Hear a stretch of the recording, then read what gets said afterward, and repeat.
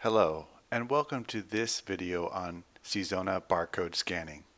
Seazona's barcode scanning will work with any USB barcode scanner. And you can find these scanners on sites such as Amazon.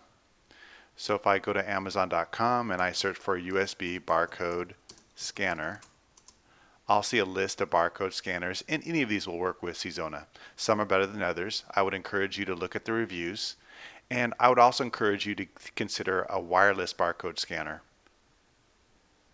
Once you have your barcode scanner, simply plug it in and you're ready to do some barcode scanning. I'm going to do this from the order screen. And what's important here is you want to set your search option to scan. And now you're ready to barcode scan. So take your barcode scanner and don't try to hold it too close to the lab slip or to the barcode. You want to do it from a safe, from a kind of a foot or two distance, and then you can kind of go up and down until you find sort of the optimal position, and then you can scan your barcodes on your lab slips, or if you're printing barcode labels, you can scan those as well. Once I've scanned those cases, I can now select them. I can mark them as complete if they're complete. I can print the invoices or lab slips. I can process them.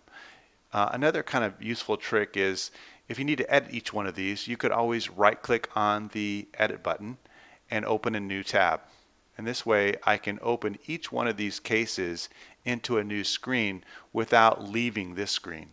Kind of a nifty tip if you're needed to do something like that. But that's it. That's barcode scanning. You can also do it from the shipping screen.